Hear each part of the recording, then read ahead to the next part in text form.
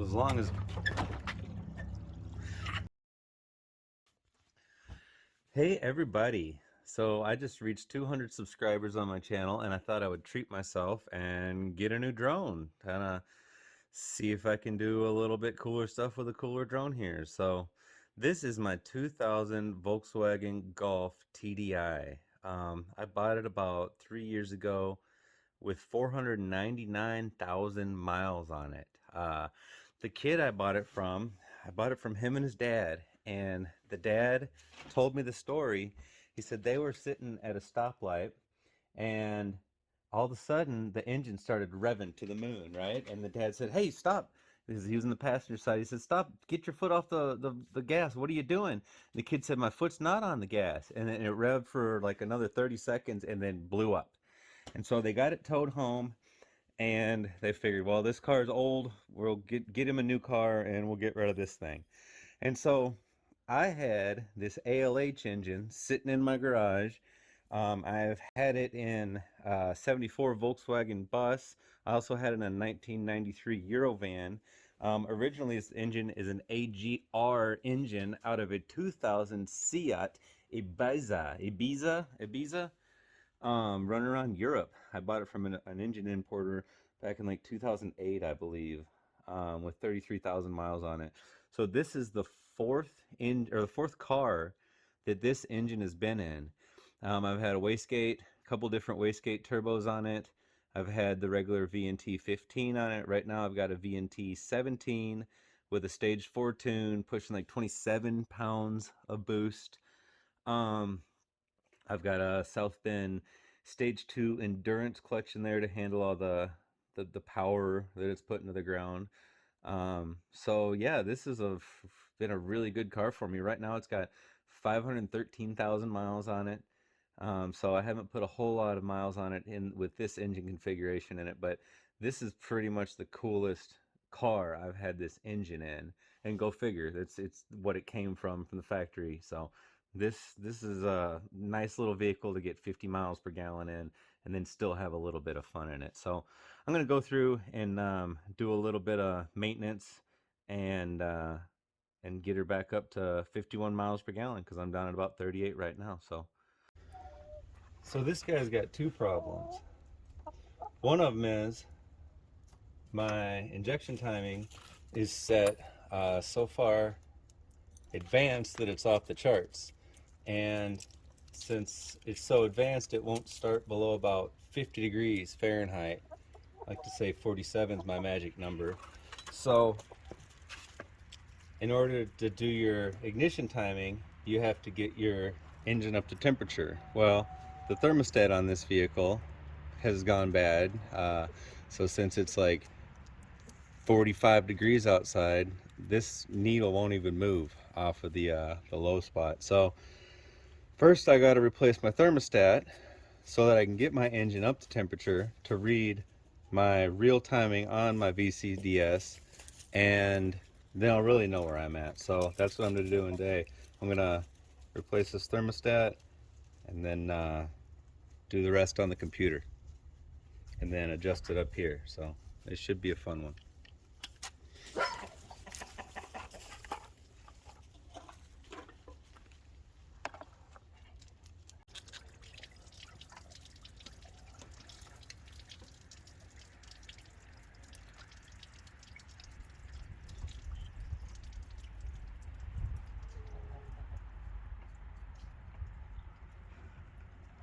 I think I'm going to flush this coolant system while I'm at it too. You can see this is the thermostat housing, and these two little tabs a lot of times will get broke off if people take them off incorrectly. If you just think, oh, it's stuck, and just yank it out, you'll break those two tabs off and you'll need a new neck. But if you take it off carefully and someone didn't break this neck before you, then this thing will work fine. And actually, these aren't the biggest things in the world to break off either, as long as you just make sure this guy is in the proper position when you put it together. But yeah, this one is shot. This side works.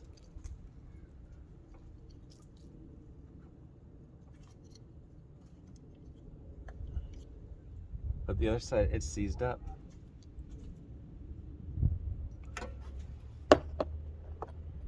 This one, boop, boop, boop. And this one, screw you, I ain't moving. So that's, I love finding a part that's broken. There's nothing worse than taking something apart and being like, yeah, I think that's broke, but yeah, that's broke. As long as y'all are listening, I figure I'll tell you my little spiel on these thermostats. I used to be like, okay, I got to get original equipment. So this one says made in Germany. This one is made in Israel. So this one lasted me about 2 years. I want to say 15,000 miles. I don't think I had that much mileage on it. So I decided to go with the cheapie from the local parts store for $8, $9, a Motorad. I'm going to see how long this one lasts. The cool thing about these, when they break, they're not like other thermostats where it'll make your engine overheat. This one will actually just make your engine run cold. It won't get warm enough to get up into operating temperature. So it's better than overheating and being stuck on the side of the road and blowing all your coolant out and blowing your motor up. So I figure I'm going to try this cheap one this time, see if it lasts longer than 2 years. 2 years is okay, but I'd rather thermostat last longer. But now after looking in that coolant system on the ground and in the pan, it kind of looks like it might have some oil or some diesel in it. So I'm thinking I might be boosting my coolant system because I'm running like 27 and a half or 29 or something pounds of boost, and 28 to 30, I guess, 31, you can actually boost your coolant. It's not, my head gasket's not blown, but every time I hit peak boost, I might be pumping some diesel, combustion gases into my cooling system, which may shorten the life of a thermostat. So I might need some ARP head studs, but I'm gonna go ahead and put this back in and keep going. Well, I guess here's why you don't run the auto parts store one. This one doesn't fit into those little ears sticking out. You put it in there, it'll kind of fit, but it won't twist in because it doesn't have that empty space. So I'll tell you the whole story. Karma TDI sent me one of these, and I opened it up this morning and it was bent. So I decided to go to the parts store and try this one. So this one's not going to work. So I'm going to go over to another ALH I got sitting in my Toyota 4Runner. I'm going to pull the thermostat out of it because I just put it in there a month ago when I did the timing belt to get it ready for the swap. So I'm going to go rob that thermostat. I know it fits. Come back, stick it in this because this is my daily driver. So yeah, I guess that's why I've never bought one from the auto parts store. It physically doesn't work in this engine. And like this one goes in there and twists and it sits in there just right. This one, you could probably run it like this. The O-ring fits just like it normally would, with it not twisted. But then, I don't know, it might not. So I'm gonna go get me another Germany thermostat off one of my other ALHs and do this again.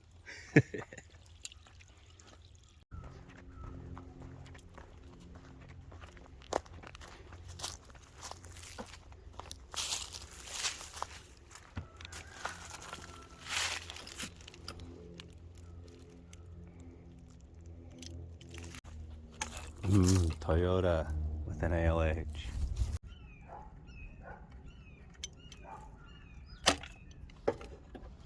All right, here's my timing here. So 13 millimeters.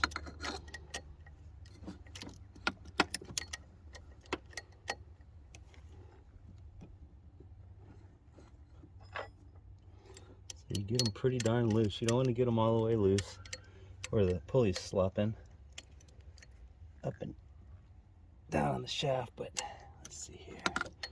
That one.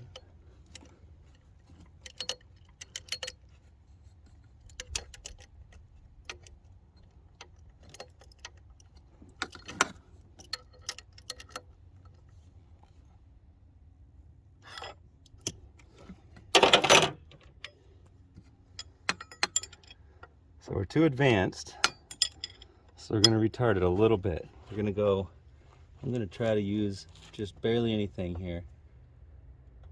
There.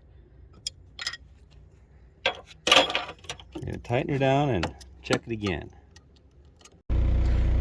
Alright, so I did an initial reading and I was too retarded, and now I did a little adjustment. I thought it was a little adjustment, and now my timing is too advanced to be plotted. So you barely have to move that injection pump bolt when you do it. So I'm going to try it again here and show what I end up with.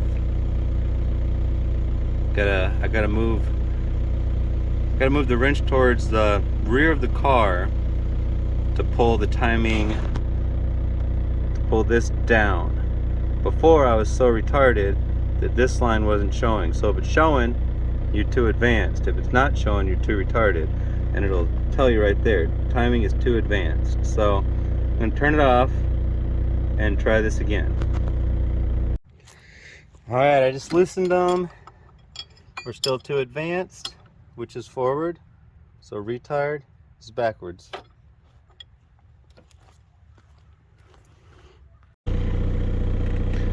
Alright, so I gotta be getting close now.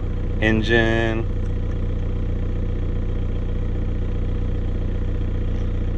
Basic settings. Go.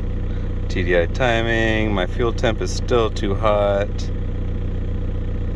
Go up to ALH. So my timing is still too advanced to be plotted. So I gotta get her down a little bit more. I gotta get her in here. It's too advanced still. More retarding. Alright, I'm getting real close now. I'm a little bit too retarded, so I think I know what adjustment, how much I need to move it to get back right up into the blue. So this is where it gets really fine adjustments. So we'll see how many times this takes. So my dad taught me this. If you take peanuts and put it in a beer, it's really good, right? Well, if you take spicy peanuts and put it in a Mexican beer, it's like a chelada. Really good. So I'll go in here again. Bam! I mean, that's close enough for me. Once this gets warm enough and once that's cool enough, I think it's gonna be within the range here, but we'll find out. I've adjusted it probably 15-20 times, smaller and smaller increments until I got there, so that's pretty darn acceptable for me.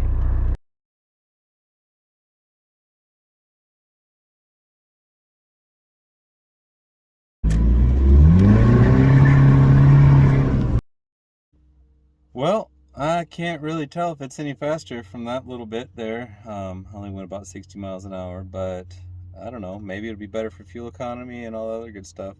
Maybe I'll notice it driving it, but yeah, no like super awesome seat of the pants. Woohoo! That was awesome. Fast. That's difference now. So that's kind of disappointing, but I don't know. It's good to have your stuff running in parameters, I guess. So thanks for watching. Do the whole like, subscribe, comment, all that good stuff. I really appreciate it. We'll get some more subscribers here and I don't know, up the production values. So thanks a lot. Appreciate it.